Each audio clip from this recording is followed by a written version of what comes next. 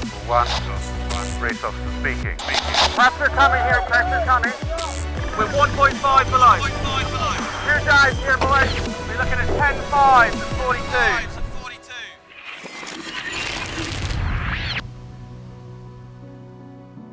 Hello, dear podcast listeners, and thank you so much for joining us. We hope you all enjoyed part 1 of Sir Robin's podcast. If you haven't listened to part 1, maybe scroll back and give it a go first. It details the amazing account of Sir Robin's world-beating race around the planet to become the first ever man to sail non-stop solo around the globe. It's an incredible story. While part 1 relates to Robin's early life and that remarkable 312-day voyage, part 2 has to then cram in the rest of his sailing achievements. We talk with Robin about how his world first opened doors in the sailing world, and also how the landscape looked for a professional competitive sailor back in the real fledgling days of pro sailing as a sport. As you would imagine, Robin jumped in with 2 feet and was soon blazing a trail around the world again, first in the Whitbread and then trying to break the 80-day challenge of the newly formed Jules Verne Trophy.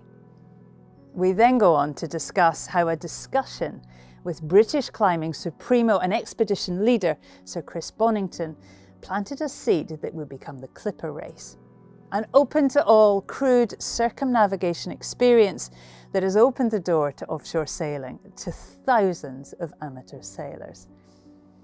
It was a real pleasure to sit and chat with Robin. We got together thanks to the kind hospitality of Portsmouth Sailing Club. So a big thank you to them, and of course to Sir Robin for being so generous with his time. I hope you enjoy part 2 of the time I spent with Sir Robin Knox-Johnston.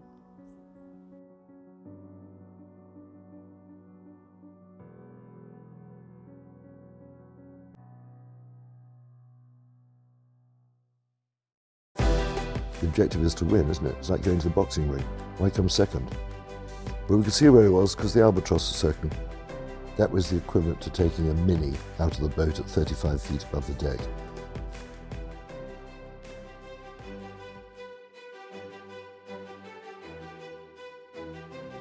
Well, Robin, back to you. I mean, you left the UK as a young merchant seaman and came back home a national hero.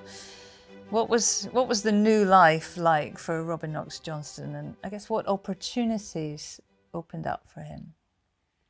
Well, my initial thing, when I got back, I got 60 days to write a book. And so for the first 20 days, I'm living it up, going to nightclubs. Wow, my life, great. And then, so they said, when's this book going to be started? Oh, all right, I'll get on with it. So I started writing very hard. And I got it finished in time. So the next thing we're going to do is wait for it to be printed, and then you go around the country, book signing, that sort of thing. And that was 2 months of that. It was quite hard work, averaging 4 events a day. But Castles were the publishers, and they were a very good bunch, and they did look after me well. And then it's a question, what next? And I was going to go back to sea, perfectly happy with the company. And, I met some of the directors. In fact, we went out and had dinner and discussed it. And although they'd said, we're cutting you off, you can't keep going away sailing. You can't keep expecting to keep your seniority. When I got back, having won this thing, they decided they would. So in fact, they gave me the cheque for what I would have earned had I stayed with them, which was very generous of them. But I was just going to go back to sea, and it was a question of which ship. And their plan was for me to go on the Navasso, which did school cruises, first officer, and I was a first officer. And then they wanted to use me where I'd mixed with the public. That made sense, really, if you think about it. But then one of the directors said, are you free tonight? Yeah, come on out and have dinner. He said, you tell anyone this, I'll kill you. I said, okay. He said, company's disappearing. I said, what? It's all being absorbed. McKinsey's done a report. All the companies in the P&O group are being absorbed into one. So the company you've spent 14 years with is disappearing. I said, well, I'm not doing that. I loaded for P&O, they didn't have a clue. I was mate on a ship. No, I'm not doing that. So that meant I had to change careers. Well, then I was approached by someone who said, are you interested in getting involved in and I started looking around at boat charters, funny enough. And then someone approached me and said, "You interested in a project on the Hamble?" I thought, yeah, what is it? We went down and looked at Mercury, which wasn't called Mercury then. And there was a boatyard, building powerboats, and outline planning for a marina. So we put a syndicate together and bought it, carried on the boat building, and built the marina. And that's Mercury Yacht Harbour. So I sort of changed careers, really.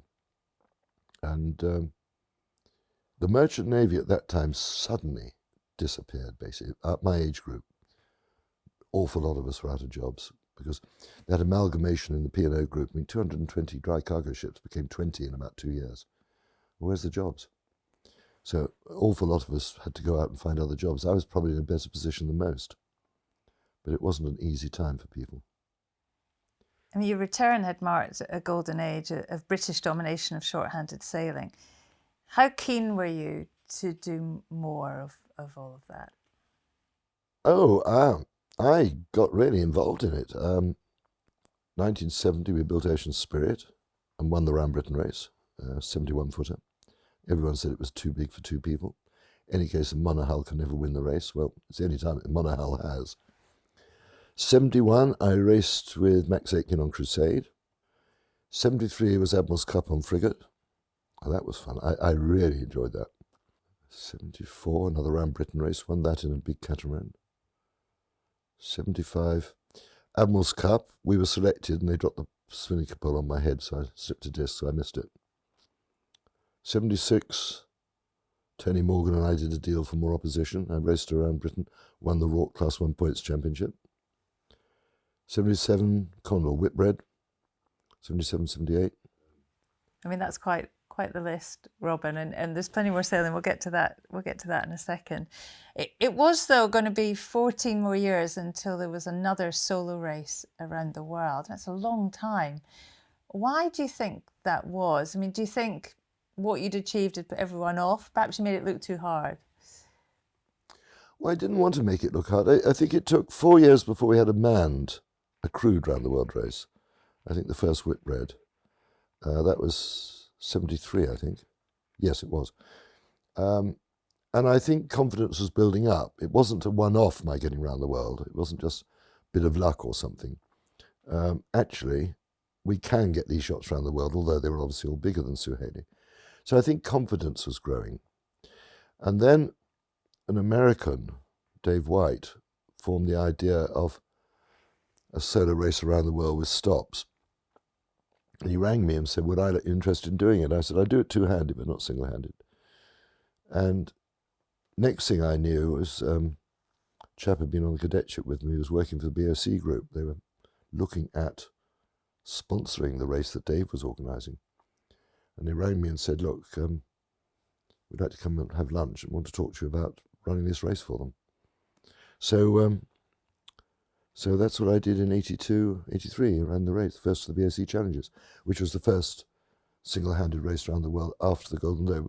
Difference being it did stop. But nevertheless, it was sort of, I think it started opening up the floodgates. And we ran it again in 86. Then I handed over to Schrader because I thought, I'm dominating this too much. Other people should have a say. I remember Philip Jonto phoning me one day about that time and saying, Robin, do you mind if I organise a non-stop race around the world? I said, well, I can't stop you. But how nice of you to ask me. I always got on well with Philip. Very fond of him. Good bloke to try ideas with. Very practical, diver and seaman. And so that was the beginning of the Vendée, which of course had been a huge success. I still think that's the toughest sporting event in the world. I don't care what people say. Perhaps heavyweight boxing is pretty tough, but actually the constant day after day after day on a boat, pushing it hard, however much we have automatic pilots and all the rest of the kit, I still think that's probably the toughest sporting event there is out there. And it attracts huge coverage in France, of course. Well, Robin, I mean, you weren't just interested in short-handed sailing, were you? I mean, in 1977, it was the second edition of the Whitbread Round the World race, now called the Ocean Race. You were co-skipper of Heath's Condor. What was the appeal of that race back then? Well, from 71 on, I'd done quite a lot of racing with crews, Admiral's Cup and all this sort of thing, Rourke stuff. I'm quite happy sailing with crews, as long as I've got congenial people and they're willing and want to win, I'll race with them. If they don't want to win, leave. We're not going to get on. So you might as well leave now before I fall out with you, or you fall out with me because you're leaving. I want people committed. I want intelligent people. I want people I don't have to ask to do a job. They've seen it and do it without being asked. They're the best crews. And a sense of humour, absolutely essential. And if you get a crew like that, you're going to enjoy this, because we're all pushing towards the same objective. But I enjoyed it. I enjoyed that whitbread, actually, and particularly the last leg, because Tarbley had been disqualified, but he was still there. And I hadn't raced him since 71, Cape Rio. And he got this big Penduic, big boat, and we got a big boat. So inevitably it was going to be a competition. And I wanted to have a go at him. And I caught him. He was better to windward than me, about the same off the wind. But he sailed straight into the Azores High. And I saw it coming. I had one of my crew off watch. I said, your job now is to take down the Morse code of the weather forecast for the North Atlantic. He said, but it's too fast. I said, there's a tape recorder. Record it, halve the speed, and decode it, and do nothing else. And I watched the Azores High shift every 5 days. I said, it's going to sit on Tarbley. I'm going west. So I was pointing 120 degrees from the finish line to go and pick up the next depression coming in the Atlantic, which I did. And of course, then I'm flying. And the race committee, you had to report twice a week. So I rang my wife and said, darling, take the day and the month of your birthday from the following 4 figures. So I gave my lat and long, lat, degrees and minutes, long, degrees and minutes. But I added the day and the month of her birthday, which happened to be the 10th. Fairly simple. She said, right, got that. Okay, now in 2 days' time, ring race control and say that was our position today. Won't lie about it. We're just late handing it in, but that's perfectly all right. Because everyone can listen in. And I didn't want people to know where I was. I didn't want people to realise I was taking a flyer and it was paying off. So Susie did that. And of course the race committee put it down for the day they received it, not the date she gave them. So we're coming up. We realised from the reports, I've got him. He's 40 miles behind me. He's not going to catch me now. And we're coming up, and I called him up the night before we finished, and race control, and I said, oh, hello. Very exciting here. Looking forward to Eric Tarbley getting line honours tomorrow. Very exciting. Got a special prize for him, because he got in the race, but we've got a special prize. I said, oh, that's jolly good. What time is he arriving? Oh, 2 o'clock. 2 o'clock. He'll be here by 2 o'clock. I'm sure he will. He's very professional. Yes, that's very good. Where are you? I said, well, I'm 40 miles south of Foy. Where? 40 miles south of Foy. Oh, jolly good, jolly good. When are you going to arrive? 10 o'clock tomorrow morning. What? And that's when I arrived. And Eric came on board when he came in. He looked knackered. He said, how do you do it? I said, come and look at the chart. We became quite good friends, actually. I had a lot of respect for him. And he said, that was very brave. I said, it wasn't, Eric. I was watching that Azores High. I was getting the messages through. He was getting messages, I think, from the French Navy, whereas I was just getting the traditional broadcast, and that's how I did it. So anyway, I got him. Very interesting in his biography. It doesn't mention that race. I love though in the entire whitbread that's your moment, beating Eric Tarbley back home into the UK. I mean, Robin, you'd spent, obviously a lot of time sailing in the Southern Ocean on Suhaili, but, you were on your own. The whitbread's a different game, isn't it? You're carrying a much greater responsibility, the lives of the men, your crew.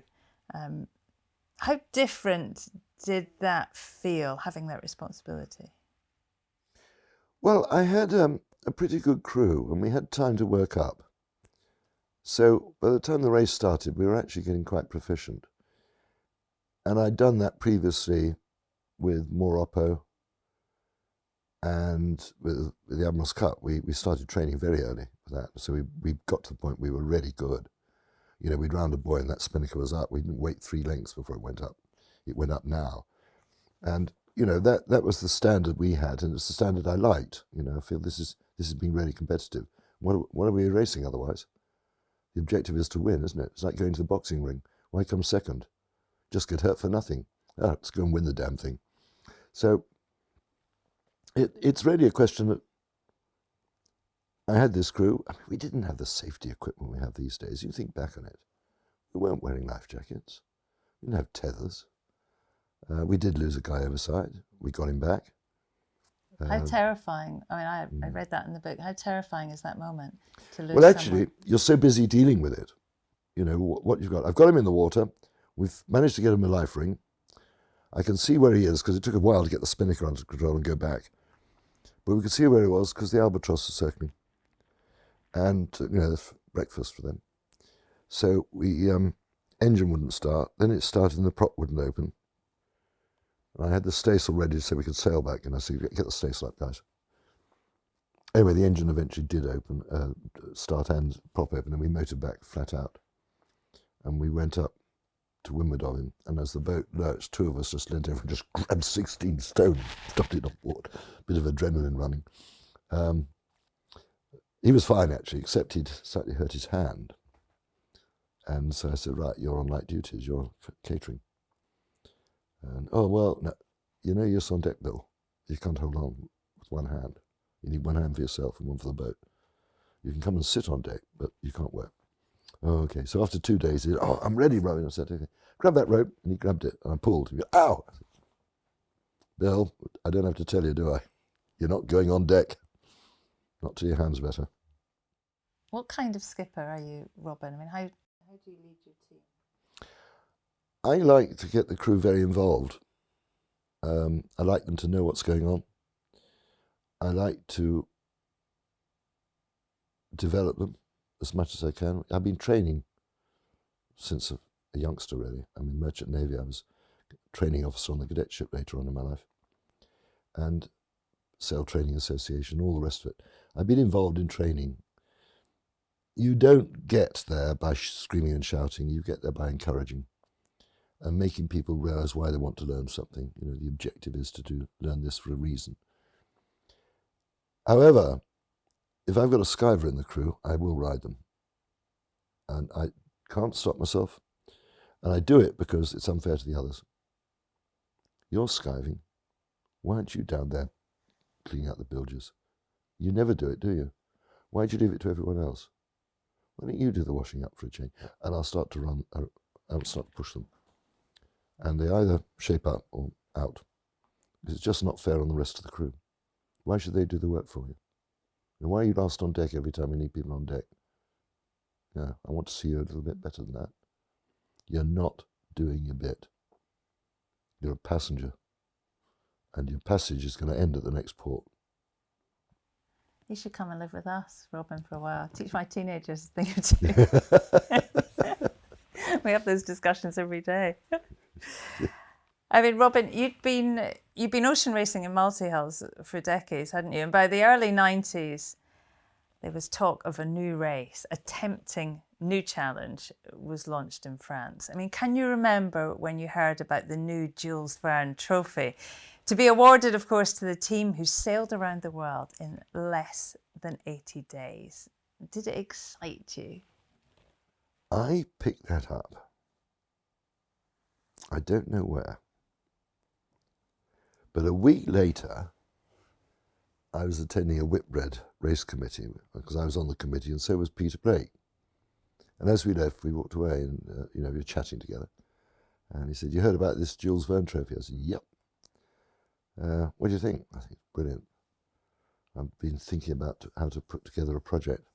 Yeah, me too. I said, what are you doing? He said, I can get Fire to design me a monohull with great big booms with weights on it so I can hold it upright and everything else. What are you doing? I said, I'm going to find the biggest bloody catamaran I can lay my hands on and take that. And I got my eyes on one anyway. So, we just said, yeah, having any luck? No. Okay. Why don't we team up? Why not? So we did. And we found the New Zealand Apple and Pear Marketing Board were really interested. So Peter flew to New Zealand to deal with that. I flew to the States to look at the old Mike Birch's boat. 92-foot cat. So Pete came back with a contract, and we put in an offer for the boat and got it. And then we went over to France for the announcement. And I said to the French organisers, we'd like to make an announcement. Oh yes, of course, but you have to wait. First, we must hear from French sailors who are going to do this. Okay, Perron, particularly. So he gets up and says his plans. Everyone applauds. Wonderful. Last time I saw Matisse was at that meeting, and then someone else says, "Well, he was thinking of doing fantastique." Yes. And then someone starts talking about his transatlantic, and I said to the chap saying, I said, "Excuse me." Yes, you must wait. Yes, right. And this. And I said, "Excuse me." Yes. He said, "Oh, but I'm going to wish this boat across the Atlantic. I will be so fast. I will do this. I will do this." Yeah, okay. I said, "Excuse me. Robin, you want to say something?" Yes, I do actually. You've heard of the All Blacks rugby team, have you? Yes, we've been sure. Well, there's an organisation in New Zealand called the Apple and Pear Marketing Board, and because my French isn't very good, I brought along an apple and a pear. Matisse took a knife out of his pocket, peeled the apple and ate it. It's quite funny. So Peter Blake and I have teamed up. We've bought Mike Birch's boat. We're sponsored by the Apple and Pear Marketing Board, and we'll be on the start line at the end of January. And you could see them go very quiet. Oh shit. The bloody Anglo-Saxons are here, and those two don't sail to come second. And so the next day, actually, we flew over to the States, got hold of the boat, launched it, brought her over here, and improved her somewhat. And off we set. And of course, we hit something in the Southern Ocean. Perron got in just under 80 days. Good effort, I have to say. But we were sitting on him. And every day was breaking things. We weren't. We were just sitting there, and we said, we got steam in the kettle here when we need it, but then we hit something. So we're out. And we thought, well, that's the end of it. Got the boat home. And then the Apple and Pear Marketing Board rang up and said, "Hey, guys, fancy doing it again?" He said, "Do I fancy doing it again?" "Of course I fancy doing it again." "Well, we've just looked at the publicity we got. We'd like to have another go. Will you do it?" So we did. And that's when we dropped it by about 5 days. We're still the only non-French team to ever won that trophy, which isn't good news. And the French are very good at it. I mean, there's no question. We did it in just under 75 days. That record's now down to almost 40. I mean, phenomenal, really, isn't it? And that's for 25 years. And that's how different, Robin, was that second attempt? You'd done a bit of the course on that boat. You knew what it was like to sail. How different was the approach? We modified the boat quite a lot, and carbon mast, fibre rigging. That was the equivalent to taking a Mini out of the boat at 35 feet above the deck. Cuts your pitching moment, reduces the risk of heeling, all the good things, lightens the boat. We lengthened her a bit, changed her underwater shape. David Allen Williams did that. And we had a much faster boat when we were ready for that second attempt. And you felt it. You could feel how easily she drove. We're off, coming up from Dunedin, and a front came through, and she just skidded up to 32 knots like that. Choom. I was just with hey, this is looking good. Crew, 8 of us, one of whom was a cameraman. His job was to film, not to get involved. 1 or 2 crew changed. Stanbridge had left us. But basically it was about the same people. But we had an experienced team on board and good people. Describe what it was like pushing for a record in the Southern Ocean in a machine like that. I mean, we've spoken to Francois Gabard on the podcast about his approach to record breaking in his giant multi-hull. But back then with Enza, you were really trying to tame the beast. I mean, relatively untested while still racing the clock. What's your memories of that time, and also of your partnership with Peter? Well, the memories of the time are Peter got injured as we entered the Southern Ocean. We went down the mine. We'd overtaken the wave in front and gone to the back of the arm and stopped dead, and we were doing about 28 knots. And of course, he lost grip, which I'm not surprised anyone would, and fell back on the chart table and actually chipped his back. So we had him in his bunk for about 10 days. Those 10 days, we averaged 480 miles a day. Was it just over that? 485 was that? I'd have to look it up. It's over 480 miles a day. And you're on this big platform. It's like being on a tray sliding down a sand dune. You have no control. Yeah, I mean, obviously we can steer it, but you can't see at night. The moon isn't up. You're just ploughing along. You can see occasionally the white of the waves, because ideally you want the wind on the quarter. That's perfect. You're going to bring it forward, apparent wind. But that's about. I've always found if I put a catamaran or multi-hull on about 70 degrees apparent wind, it's pretty close to the sweet point. And it's very rarely wrong that. I don't know, I discovered that very early on. But yeah, just keep going. Just put her on 70. Okay, it's 63 on this one. Or it's 78 or something. But it's going to be in that little gap. And so you're just trying to keep her there. And just plough. Just keep going. And of course, you had the speed to keep ahead of the waves. But nighttime, and we had a rolling watch system, which I think was one of our better innovations. 3 on deck, and every hour one changed. So you'd come on watch, and you'd spend the first hour getting familiar. Next hour, you steered. Next hour, you're familiarising the next step coming up. So that was a very good system, and worked very well for us, I have to say. And Peter and I lived in the pod in the middle, which was great because we could discuss everything. We had very good American Bob Rice as doing our weather for us. And we'd call him up daily and chat to him about it. And, we'd sit there and ask questions, look at the charts and everything else. But it was a very good circular discussion. It's what you need, what's going to happen here. And on one occasion we didn't agree with Bob and we did what we thought was right. And so that's it. And we just pushed on. And of course we got mucked up after New Zealand and Kersazana was out against us. Closed the gap. We got 1,500 mile lead on him. Was it 1,300? Something like that. He closed right up to within about 300 miles.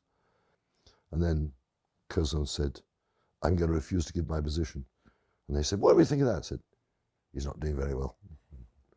And eventually he came up with his position. Some days later he said, we told you. We've extended the lead on him. But that was fun because we got into Brest and we got a most fantastic welcome by the French. I mean, it was phenomenal. The place was absolutely jam-packed. And we were treated extremely well. And Olivier Curzon arrived about 2 days later. We went down. Olivier is an old friend of mine. And I went down and jumped on board and said, Olivier, fantastic, well done. We were shaking hands and said, Robin, I hate you. And of course, we both broke into laughter. So you've got to understand, Olivier. We were the two patrons of the last Brest Festival. And the mayor took us out to lunch, and he couldn't understand the rudeness we've clung at each other. Then he began to realise, actually, this was our normal treatment, and beneath it lay a very strong bond of friendship. It's such an exciting race, not only a race, obviously, between the two of you, but racing the clock. And, you did knock 5 days off Bruno's record, finishing in 74 days and 22 hours. When you did cross that line, that Ushant finish line, and you knew that you'd done enough, what was the emotion like on board? Well, you see, it was blowing quite hard. We had a load of stuff hanging out the back because we didn't want to go down the mine again. This mast and rigging had been taking it for the last 74 days. If something breaks now, we've lost the record. Right, we've got it in the bank. Let's just get across that finish line safely. So you see the pictures of it. We've only got a staysail up. We're still surfing in. There's a big French destroyer nearby us. That's the way the French go for it. Okay. We've done it. We're in one piece. Cheers. Right, next thing is let's get her in. So let's get her into port. So get her alongside. And once you've tied your boat up, then you can start to relax. Massive relief, I guess. Yes, it is. Yeah, piece. And you've done it, and our wives are out there. I mean, it was fantastic. And no, it was just great. And we were treated very, very well, I have to say. Brest, I mean, is a great place to go to anyway, but for that return, we got tremendous reception from the French. And a genuine sporting appreciation, you know. A good moment. We put an advert in the paper. We got 8,000 answers. My amateurs have done a better job than the Whitbread crews. Mike Golding and Alex Thompson told me I was too old to race one of those boats.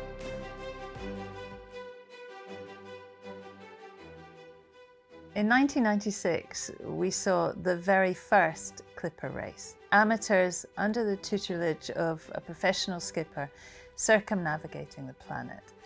Am I right in thinking that the concept for the race was hatched during a climbing trip to Greenland with the famous British mountaineer Chris Bonington? I mean, how did the idea for the Clipper race come about? Well, you're absolutely right. That's where it was hatched. You see, you sit around all day when you're travelling across glaciers because the bridges across crevasses are too soft, and you travel at night. So you're sitting around all day, probably bare-chested to the sun. You know, you're north of the Arctic Circle, but it's actually warm till the sun disappears. And Chris was talking about his recent trip up Mount Everest, how much it cost, and everything else. And it's about 40,000 a person. I thought, God, that's a lot of money. Just what's the sailing equivalent? For me, it's the circumnavigation. It's not the Olympics, it's circumnavigation. Oh, I wonder if there are people out there who'd love to do that.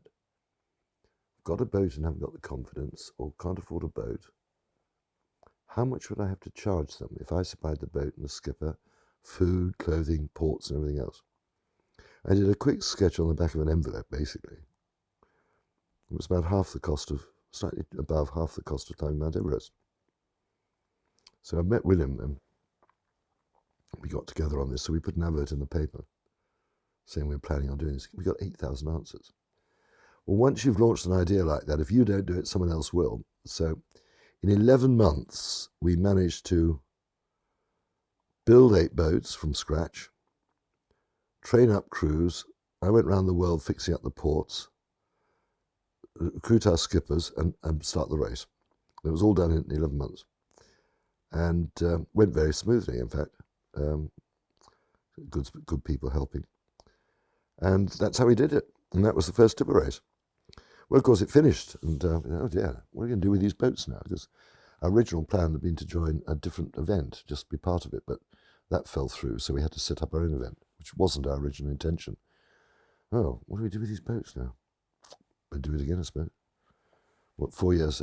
4 years won't work financially. I mean, it was very clear to us the moment you did a cash flow projection. No, it's got to be 2 years. So we started advertising. That taught us a lesson. You need longer to build up. We weren't quite full that race, so we just about broke even. I think we may have made a very small loss, but at least we carried on. We covered all our costs. But for the 2000 race, we were prepared, and so we filled that one. And then we started on the roll. It's been a phenomenal success, hasn't it? I mean, running now for 24 years. Are you surprised that it's really stood the test of time? And what is it, do you think, that makes it still so incredibly popular? I think there's a lot of people out there who want something special in their lives. The fact that we've got a very good organisation with some very good people in it, got a cracking team, very dedicated, hard-working, reasonable people, but the work gets done. And the training now is 4 weeks. You know, they come into the training. If they're not going to like it, they'll find out then. Fine. Okay, you've had 2 weeks training, there's the rest of your money back. It has, I think, what we did, we realised initially it was mainly British. We realised that wasn't sustainable. We got to expand. So over 50% of our crews now come from non-Brits. In fact, 43 nations in this race. And so we've expanded it, and that gets publicity in those countries. So whereas it used to be British were the biggest single group, and then the Australians, the Americans have now taken over as the second biggest group, which is interesting. But I think there's a market there for it. But we've built up so much experience now, and we've got such a good team. And someone said, well, suppose someone else started up. I said, well, that did happen once. Didn't work. Okay, losing a year's income, which is what's happening now, is going to hurt us, but we've done the projections, we can get through. So pick up the race again, hopefully a year on, because of the weather patterns of the world, it has to be like that. The Mount Everest model has come under much criticism, hasn't it? I mean, too many amateurs on the mountain, pay-as-you-go climbers, leading to an increase in accidents and fatalities. The Clipper race has also had its share of difficult times, its tragic losses. And like the Everest operations, it has its critics. How hard is it, Robin, to get the balance of safety and adventure right? Well, I always reckon that the essence of good seamanship is safety. So therefore, there can only be one balance, and that's safety. We've developed some stuff with Clipper. We see an idea. I've got a very good close team of mainly people who skippered for me around the world. People I trust, and we'll go out and try things out. That's how we came up with a 2-tether system. One short, one long. Use the long one for getting around the boat, and the short one when stationary. We developed our own life jackets. Our harness is now specially made for us. I won't have plastic in them because we had one go. Lost a chap overside. We got him back, but plastic had been trodden on. It seemed to be all right, but it wasn't. Right, we have gunmetal now. All our clips are gunmetal. And they cost more, but, a life is invaluable. We've had 3 accidents. We've lost 3 people. We've had 5 overside. We've always got the person back. Sadly, twice they've drowned. We've always got them back.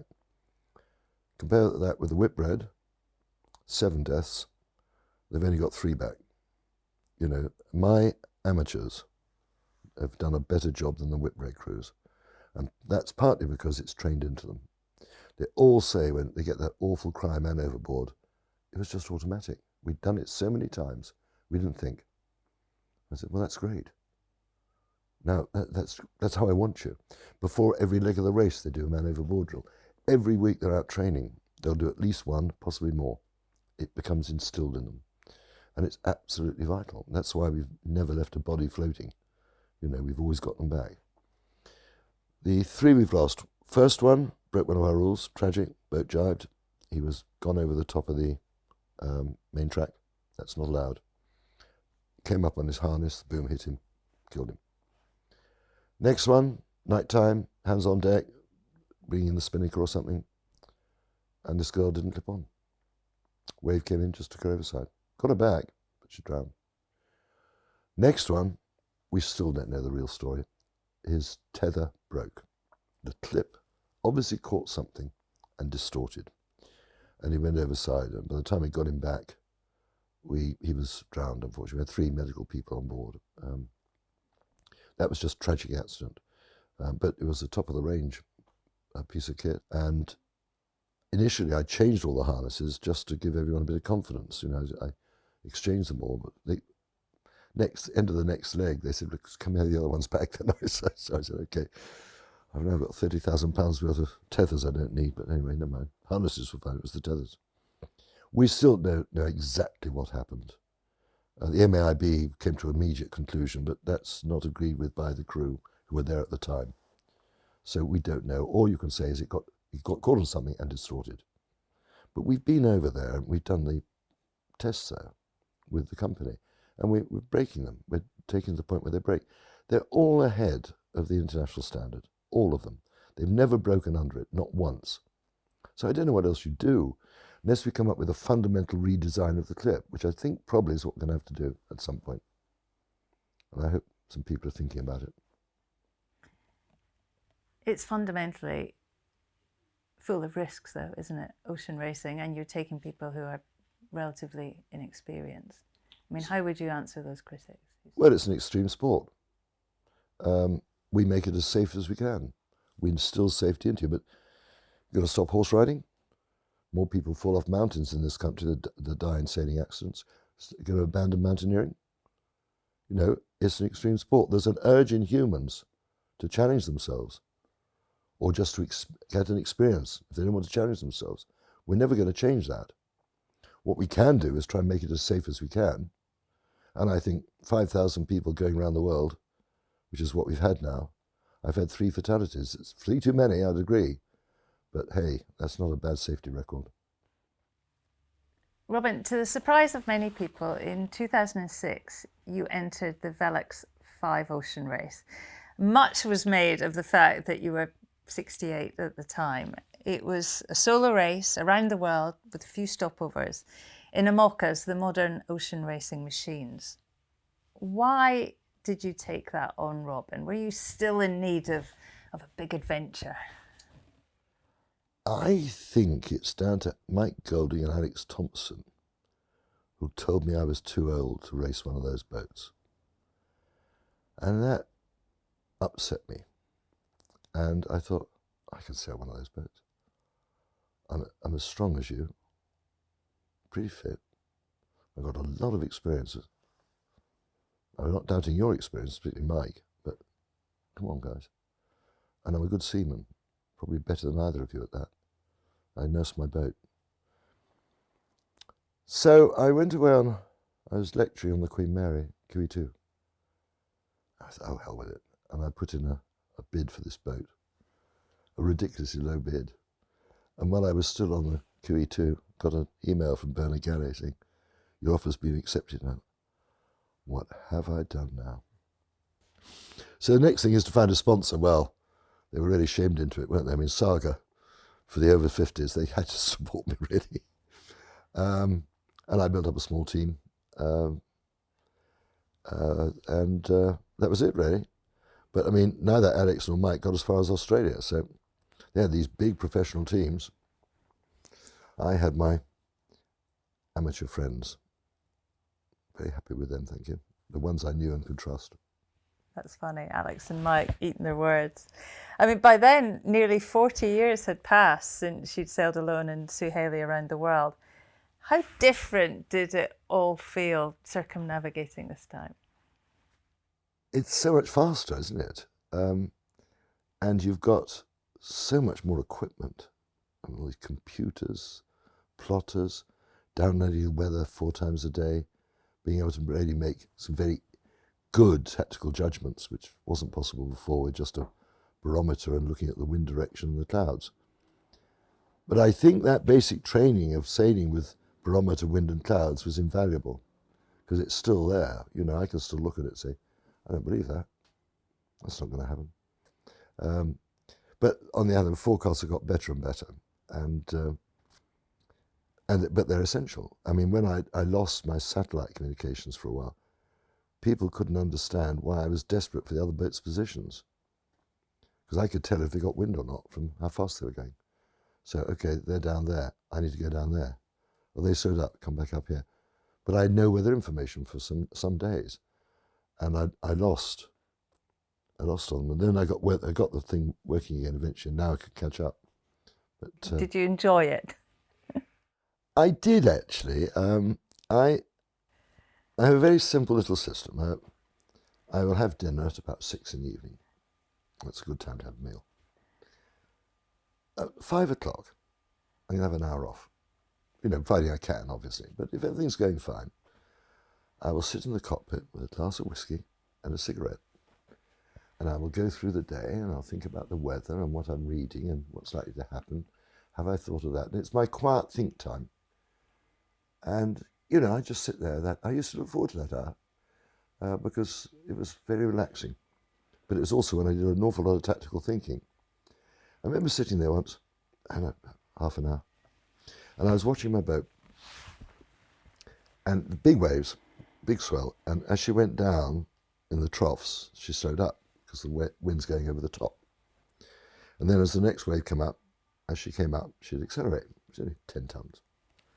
And I just watched these waves just failing to splash on board. And I was sitting there, this is fantastic. And then one did. Straight into my whiskey and put my cigarette out. I was livid. You should, a man of your age should know better. I know. Very well. Is that what went wrong that day? Much expense, I'm sure, Robin. You recommissioned Sue Haley. She no longer sits in the Maritime Museum. She's here with you on the south coast of England. I've been lucky enough to sail with you on her. You know her so well. How special is it for you that she's still this massive part of your life? Oh, I think she'll always be part of my life. I'm probably going over to work on the boats this afternoon. I'll pop down, run her engine up, check her bilges, see she's all right, fix the problems I've got with my boat. And I'll probably take Suhaili out. If I wanted to sail this weekend, I'd take Suhaili out. All I got to do is walk on board, bend on the jib, off I go. So, and if you keep a boat in commission, of course, you do those little jobs, don't you? You just keep her in a good state. So I don't like leaving her for too long without taking her out, because then neglect comes in, The other day I was over there and I was doing some varnishing in one boat, and I said, "Got a bit of varnish left, you can't put it back in the pot, it goes off." I'll nip round to sailing and give her another coat. So she's very important to me. I mean, she's been part of my life since I was 23. I mean, I've done so much with her, and she's done so much for me too. I always say any fool could get her around the world. I proved it. You've packed it all in, haven't you, Robin? I mean, endless adventure. I mean, a lifetime of adventure, pushing beyond most people's limits. You've been the first to achieve something that many people doubted was even possible. But through Clipper, you've also introduced thousands of people to the world of ocean racing. When you look back now, what do you think has been your greatest achievement? What are you proudest of? There's sort of two answers to that, really. From a purely personal point of view, it was obviously getting Suhaili around the world. But equally, when I look at all the lives that have benefited from Clipper, and the number of those sailors, 40% never been on a boat before, who've taken up sailing subsequently as their sport, it's, to my mind, that is going to rank pretty highly, because there's over 5,000 people now taking the sport up all over the world. It's given me people I bump into all over the world, which is lovely. I think possibly that. But it's two sort of totally different fields, isn't it, really? All right, they both involve boats, but one is giving people an opportunity in life, which does change them. It quite noticeably changes them. Come back much more confident. And pretty good seamen, actually. I remember doing a race once in Nova Scotia. We were over there, and I only had 4 of the crew on board. I was racing with some locals, just 3 boats out. And these 4 were round the worlders. I thought, I'd sail with you lot any time. What good crew you've become. I felt so proud of them. They were really good. I thought, I don't have to tell you to do things you're anticipating. Perfect crew. Pleasant with it. When sitting down, chatting to people nicely, but always watching. You got that alertness a sailor needs to have. They got it by then. Just great to see. Well, that's a great compliment. Robin, thanks so much for your time. As always, a massive pleasure. Thank you. The first man to sail alone non-stop around the planet, Sir Robin Knox-Johnston. I hope you enjoyed his stories from a lifetime spent at sea. And as you heard in that last answer there, a man with a very traditional sense of modesty, but a man that has, nonetheless, given a huge amount to the sport of sailing. Do send us any feedback. We'd love to hear from you. It's all important in the podcast world. So please let me know what you think, leave us a review, and do please subscribe on whatever platform you're listening to us on. As you'll all know by now, this podcast is produced by Tim at Vertigo Films. A big thank you to Tim for all his time and hard work making the podcast. And thanks too to Phil at Portsmouth Sailing Club for helping us out with a venue to record this edition of the pod. So that's it from me until next time. It would of course have been the postponed Tokyo Olympics in August. So to help fill the Olympic sailing void, we're bringing you an Olympic sailing special edition. Look out for that, coming your way early August. Thank you so much for listening, and sail safe everyone.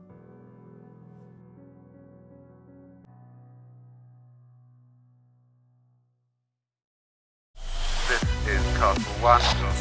Race officer speaking. Pressure coming here, pressure coming. We're 1.5 below. 2 guys here, boys. We're looking at 10-5 to 42. This is Castle 1 standing by. Out.